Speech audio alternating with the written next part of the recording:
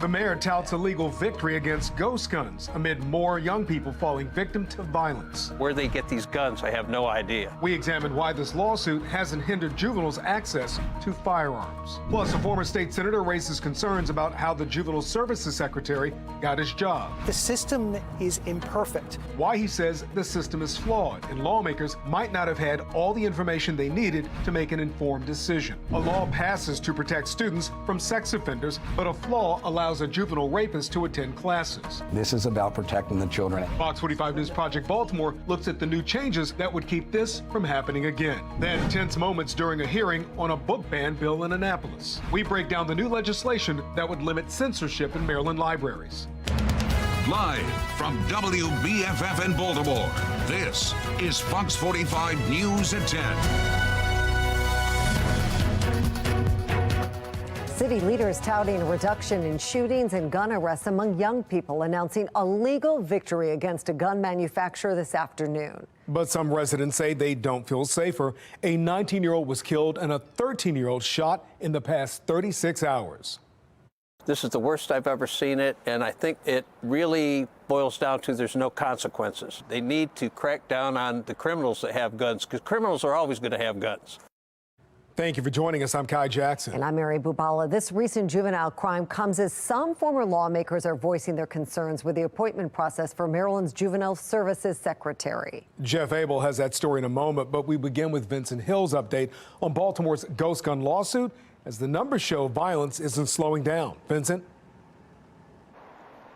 Yeah, well, Kai and Mary, as the city celebrates that $1.2 million lawsuit, the real number is the number of guns in juvenile hands and the number of guns affecting juveniles. At City Hall on Wednesday. And that is, of course, nothing short of historic. Mayor Brandon Scott touting the success of his lawsuit against ghost gun manufacturer Polymer 80. And these companies will face consequences for their role in violence. But the lawsuit has done little to ease the easy access to guns by juveniles. The latest BPD data shows gun arrests are down in several districts, including Southwest, where these juveniles carjacked a man at gunpoint in Pigtown. They produced the handgun, held it to my victim's head apparently, and demanded his phone. And in East Baltimore, where a 17-year-old was shot in the face last month. When I think of things like that, I think about, all the young people that live here in our community. According to statistical Comstat data, not used for reporting, citywide, juveniles taken into custody for guns is down 50% from this time last year. There's no blood trail, there's no anything out here. Pretty busy block, everybody's out and about. There's no evidence of the shooting. On Tuesday, BPD searching for a crime scene where a 13-year-old was shot.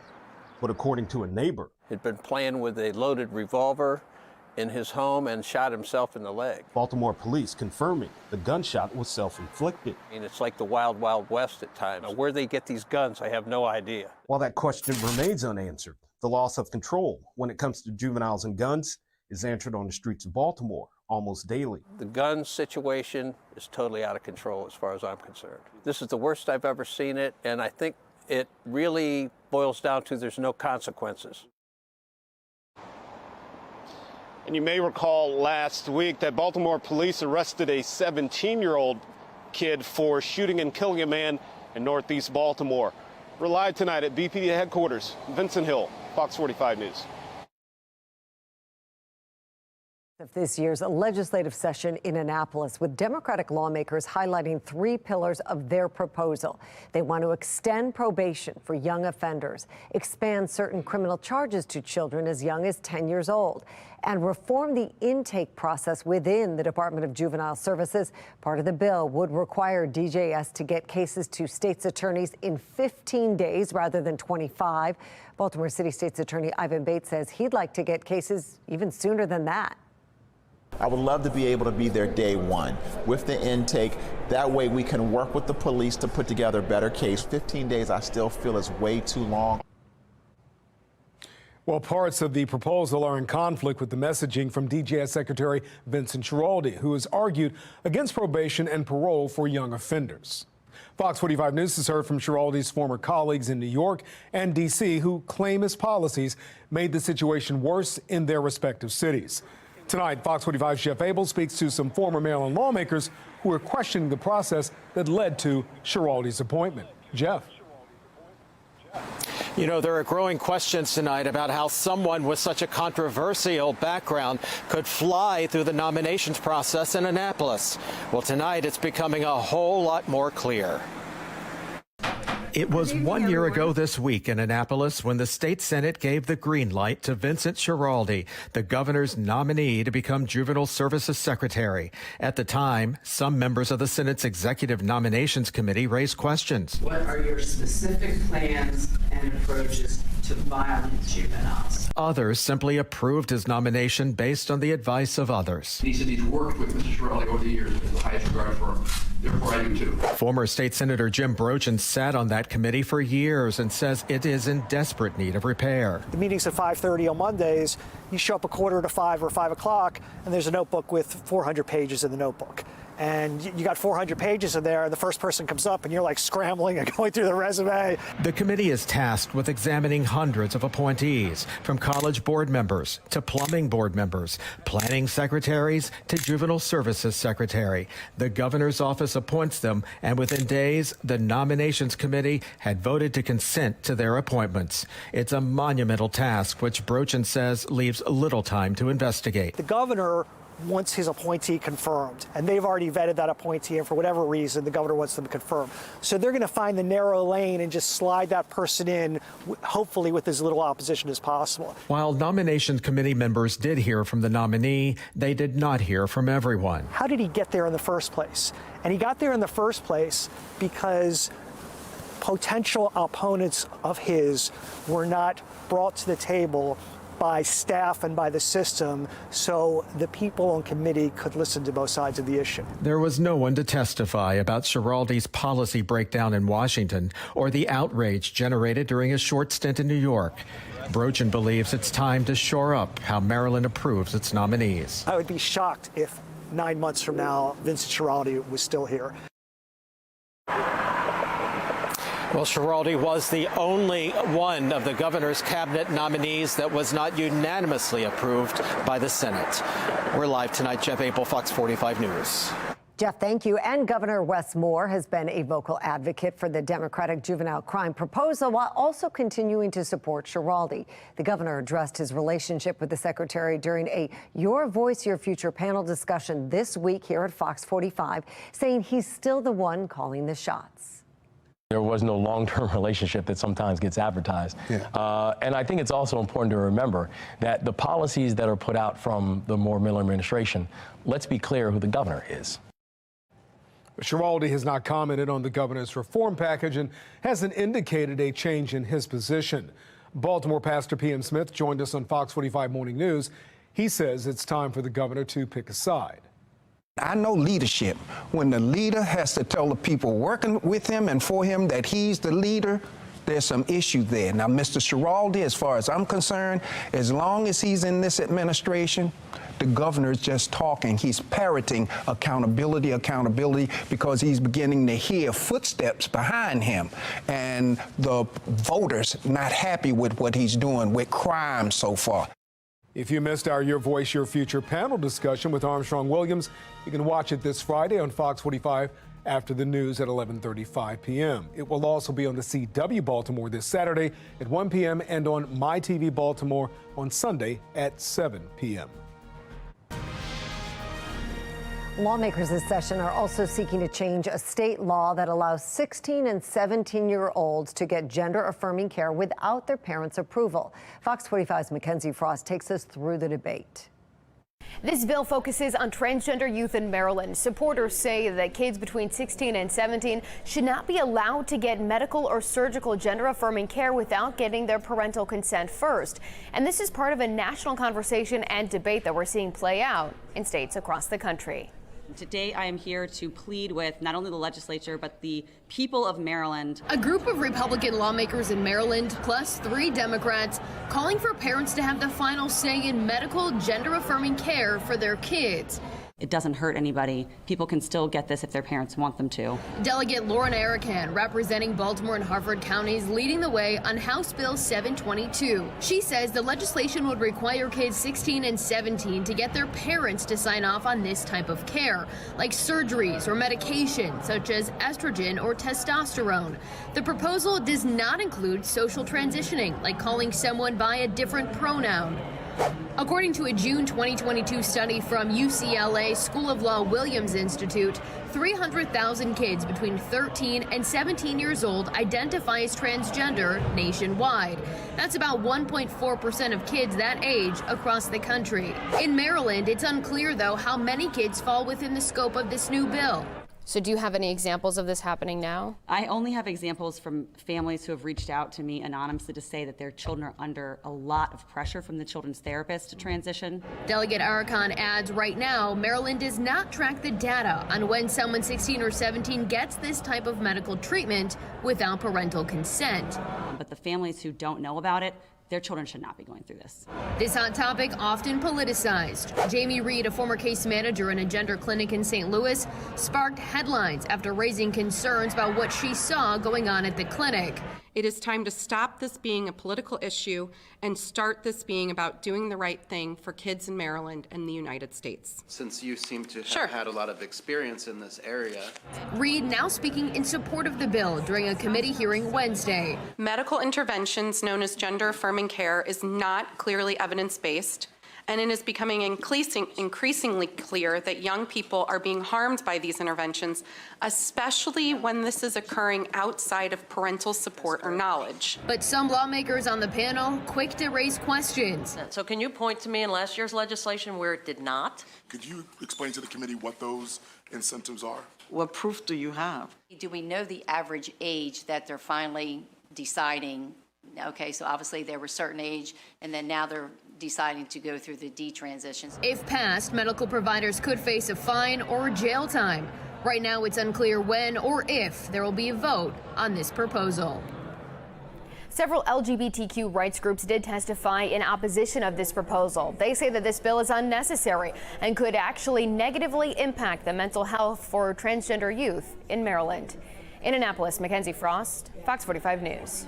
And that brings us to our question of the day. Do you support requiring parental approval for a child's gender-affirming care? So far, 97% of people who voted say yes. Head to foxbaltimore.com/vote to weigh in. Still ahead on Fox 45 News at 10 o'clock tonight. Tense moments during a hearing over a bill that would protect libraries and books from book bans. We hear from both sides of the debate. We're getting a better idea of how much inflation at the grocery store is eating up Americans' paychecks, why many are giving up their disposable income to pay for the bare necessities. We are seeing a storm system developing in the plains. This will be bringing us impacts in just the next day. We're going to time things out for you coming up. State lawmakers are pushing a bill to keep juvenile sex offenders out of public schools, but a similar law is already in place. Project Baltimore looks into the loophole that allowed a teen found responsible for a rape to attend a public school.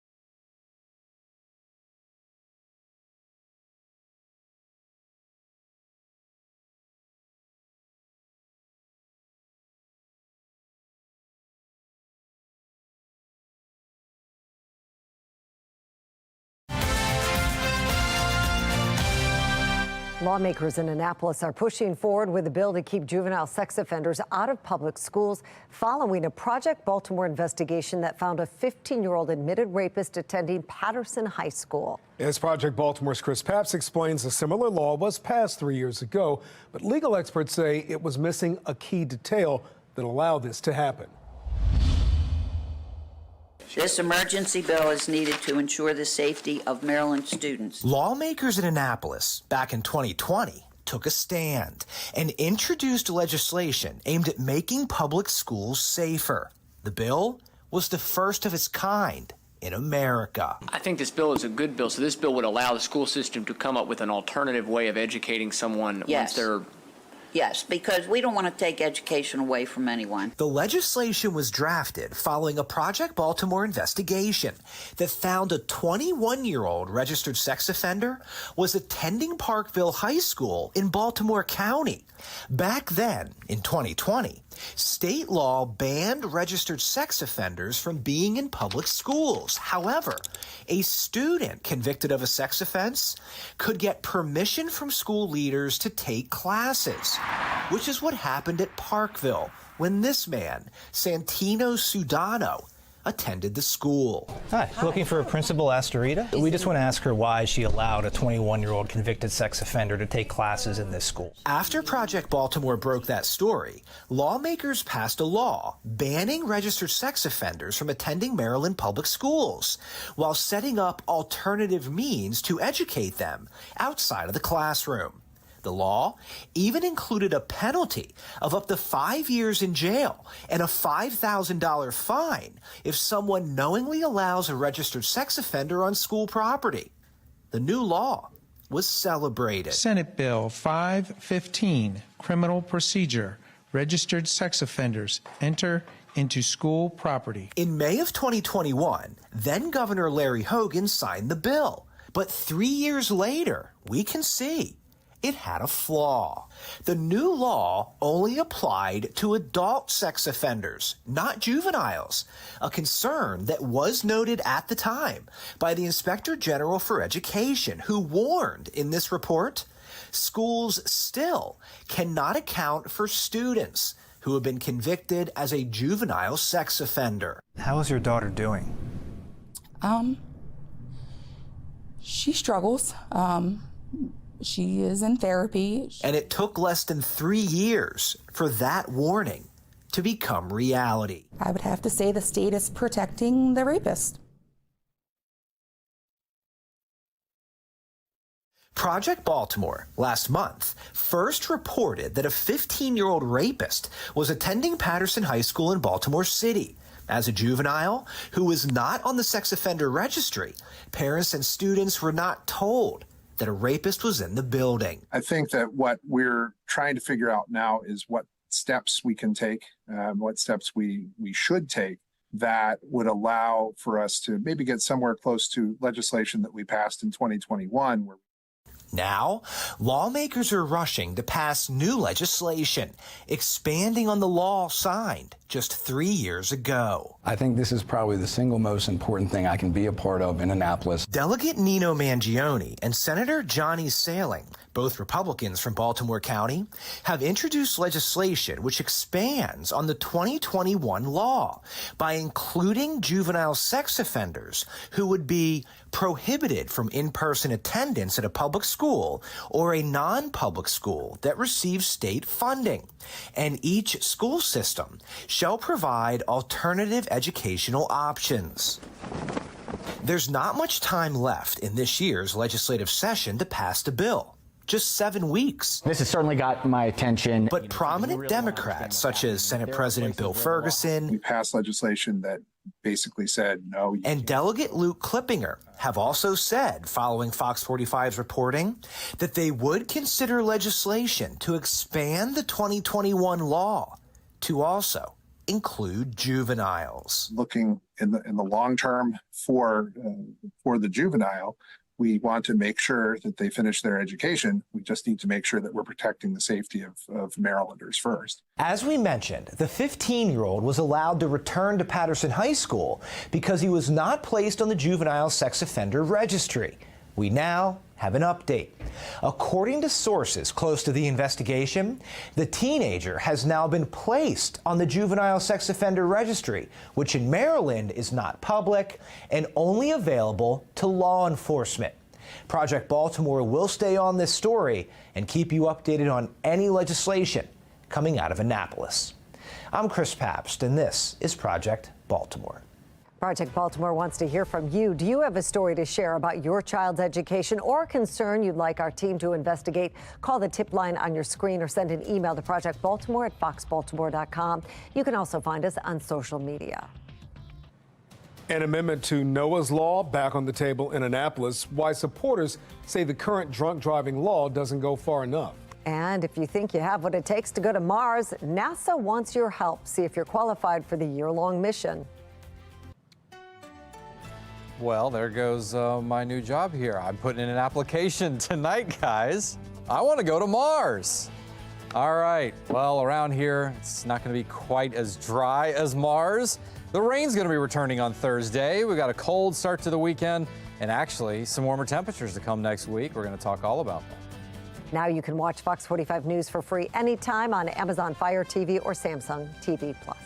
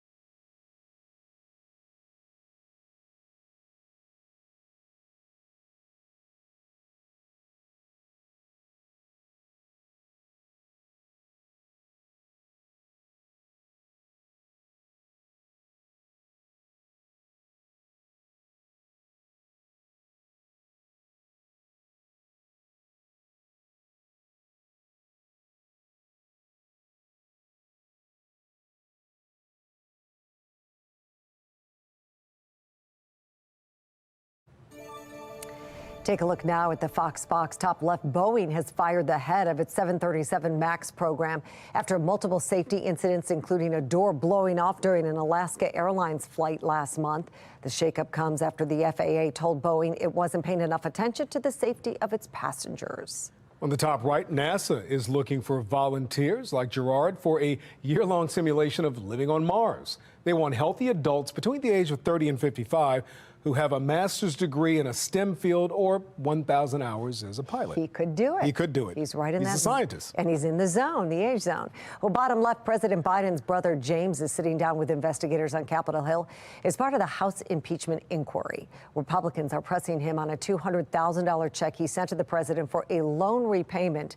James Biden insists he never asked the president for help in his business ventures. On the bottom right, some Senate Republicans want an impeachment trial for Homeland Security Secretary Alejandro Mayorkas. Democrats say, excuse me, they may try to dismiss the trial. Secretary Mayorkas says the trial won't distract him from his work.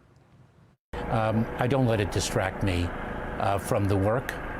Would I have preferred that correctness had prevailed? Of course so. The fact that it did not does not slow me down in doing the work that I'm tasked to do by the President of the United States. Well, last night, Sinclair asked viewers across the nation if you believe the Biden administration's policies encourage migrants to cross the border illegally. More than 11,000 people nationwide responded. 91% said yes. It's about allowing individuals to decide what books they want to read. This bill is taking away some of that trust. The Freedom to Read Act takes center stage tonight in Annapolis. Ahead at 10:30, how it could impact book bans in place across several Maryland counties. I'm Atrell Nashar with a fresh look at how much of Americans' paychecks are going to food and rent and how it lines up with what's considered a healthy budget.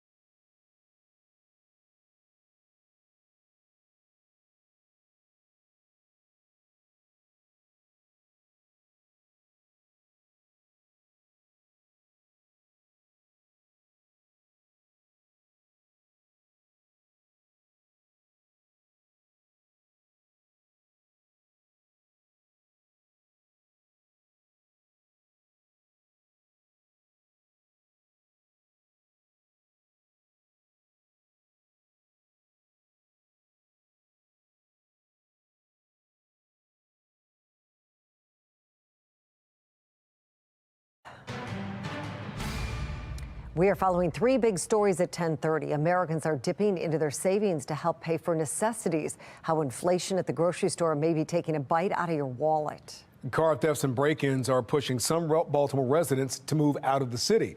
Fox 45 takes their safety concerns directly to Mayor Brandon Scott. And the debate over book bans makes its way to Annapolis as some lawmakers are trying to protect people who disregard the bans. And we begin there. This bill was the final item on tonight's legislative agenda with several people slated to testify. Fox 45's Keith Daniels joins us and has the arguments on both sides. It's an issue that's resonating across the country, including here in Maryland. A call for some parents to ban some books. One of the latest movements last week in Howard County. My main focus at the start of this is the pornography, the straight up porn. The controversy over the push to ban books like Gender Queer, a coming of age book about sexuality and identity.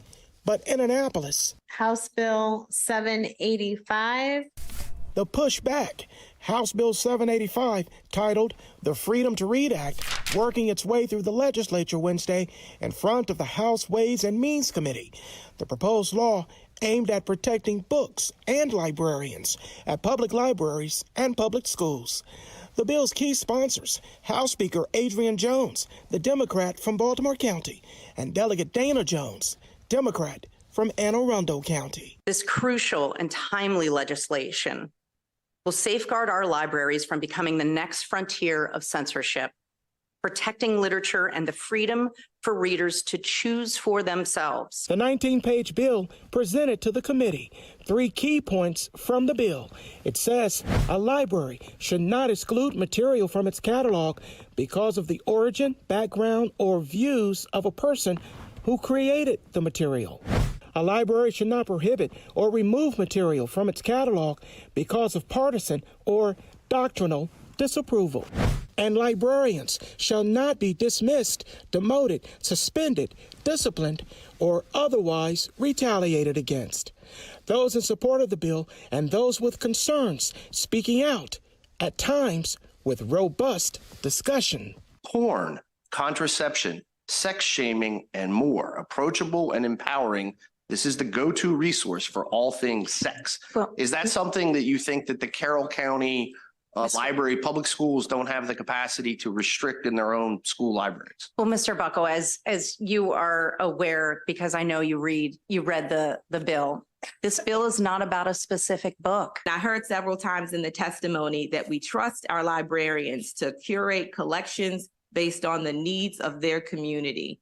But it sounds to me like this bill is taking away some of that trust. Bottom line for the bill's sponsor. It's about the freedom of information. It's about allowing individuals to decide what books they want to read.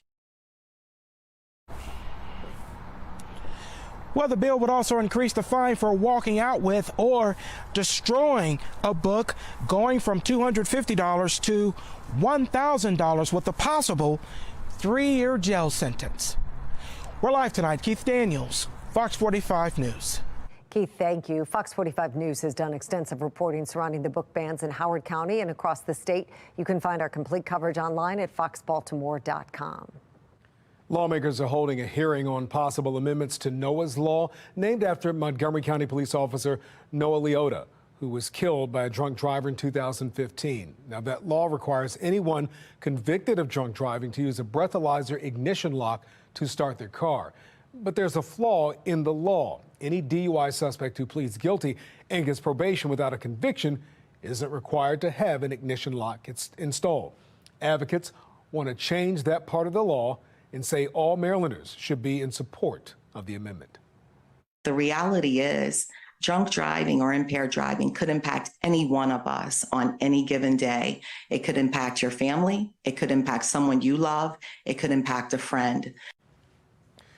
Anyone charged with DWI is also exempt under Noah's Law. The same amendment did not pass last year after lawmakers say they ran out of time before the end of the session.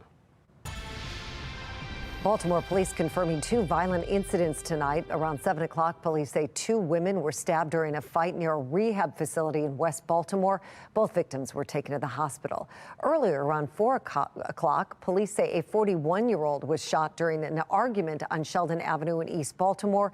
He was taken to the hospital. Stay with Fox 45 News for any updates on either investigation. Baltimore residents tell Fox 45 News they're frustrated with quality of life crimes and a surge in car thefts and break-ins in the past year. Tonight, Rebecca Pryor digs deeper into the data and presses Mayor Brandon Scott on the complaints. All right. Good morning, everyone. At a press conference inside City Hall Wednesday. Keeping people alive and stopping people from dying should be the #1 focus. Mayor Brandon Scott touting a decline in violent crime. We are down 17% in homicides and 8.7, almost 9% in non-fatal shootings. But not all crime is down under Scott's tenure. According to the latest data report from BPD, robberies, auto thefts and break-ins, and overall property crimes all up significantly compared to this time last year, especially car crimes. Since taking office in late 2020, auto thefts and break-ins accelerating to record highs in 2023. It sounds like someone just went on a one-street rampage. Remnants of the rise. There's glass everywhere. Litter the streets and sidewalks surrounding Patterson Park. It's a bad look for the city. It makes it look disgusting. Less than 2 months into the year, BPD already recording more than 1,600 car-related crimes citywide. A closer look at BPD's crime map revealing the Patterson Park community among the hardest hit. On Tuesday, when walking the 16-block stretch of Eastern Avenue along the park, FOX45 counting 62 piles of glass from shattered car windows. I'll illegally park on the smaller streets before I'll park on Patterson or Eastern. Some residents learning to steer clear of certain streets. Pathetic. While others debate driving out of the city entirely. We're moving out at the end of this month. We are moving to Catonsville. I went to my car this Monday. The same window was shattered. Got me to thinking, like, is this a safe place for me to be? Even with the carjackings and with the broken windows, that, like, it just wasn't safe anymore where I lived. FOX45 taking those concerns to the mayor today. What is your message to residents who are considering leaving the city because of an increase in quality of life crimes? A couple things that, again, we're focused on that, right? I think that what I would ask everyone to do is remember that when BPD goes out and makes these auto theft arrests, you heard me say this to you before when you asked a similar question. Again, you just heard about them making 365 of them over a several-month period. I want you to take back to those folks is that the police department is making those arrests. It's about what's happening on the other parts of the system, and we're working, obviously, as we all were, been in Annapolis recently talking about how to change state laws to keep folks and hold them accountable, but we need everybody to continue to do that as well. You're citing the arrests, but car thefts are still up 90%. Again, I think that you're answering your own question, right? If we make the arrest and then that person goes to jail and then comes back home, that's not a question for the mayor of Baltimore or the police department. So who do you hold accountable for that? We all have to hold accountable every part of the system. So I'm not a judge, right? I don't determine how long someone stays in jail. And I'm really struck by the fact that any mayor would say when there's a major problem, you've got to look elsewhere. Political analyst and rhetoric professor Richard Vatz weighing in on the mayor's response. That's not the answer. The answer is you set the tone. What are you going to do to change that tone in your city? Without a clear solution to the city's climbing quality of life crimes, Vatz warning voters could soon make a change of their own with a mayoral primary election looming. People are losing confidence in him.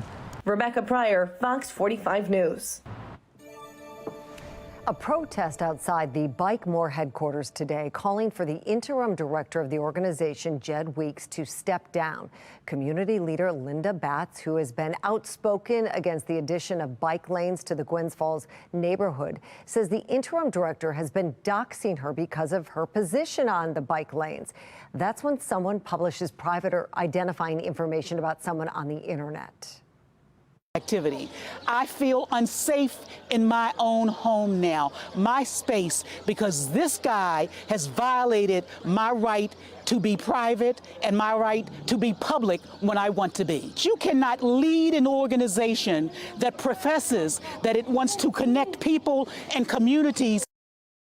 Well, Bike More responded to the protest in a lengthy statement saying it is saddened by the tone of recent online exchanges between groups concerned with safe transportation options in Baltimore. The statement goes on to say, we empathize with those who feel that Mr. Weeks' personal messages are pointed, and we also condemn personal attacks on our staff members, which have escalated in recent months with untruths and targeted vitriol. It says Bike More's board will work with the staff to determine its best next steps. Fox 45 News has been following the debate over bike lanes for weeks. Supporters say the lanes will make streets safer. Opponents argue they're being forced on communities that don't want them and make streets more congested. You can find all of our past reporting on our website, foxbaltimore.com. Inflation at the grocery store reaches its highest level in more than 30 years. National correspondent Dr. El Nashar reports some consumers say what was disposable income is now paying for necessities. Sticking to a monthly budget hasn't been easy during the worst period of inflation in decades. Newly released data from the USDA shows consumers spent 11.3% of their disposable income on food in 2022, the highest share since 1991. It was largely driven by a spike in spending on dining out after COVID lockdowns. Between 2019 and 2023, food prices rose 25%, according to the USDA, in large part due to supply disruptions from the pandemic and Russia's war in Ukraine and an avian flu outbreak. When I say cereal, you say dinner. Cereal. Dinner! Oh, okay, I'll go marinate. High grocery prices are why the CEO of WK Kellogg says their Cereal for Dinner campaign took off. The price of a bowl of cereal with milk and with fruit is less than $1. So you can imagine why a consumer under pressure might find that to be a good place to go. High rent also eating up more of a paycheck. The conventional recommendation is to not spend more than 30% of your income on housing costs. Realtor.com chief economist Danielle Hale explains why that went out the window after lockdowns. Rents surged and grew by double digits for more than a year. So we saw a big increase in how much people were having to pay to rent an apartment home. A record high of 22.4 million households paid more than 30% of income on rent and utilities, according to a new Harvard study of 2022 data.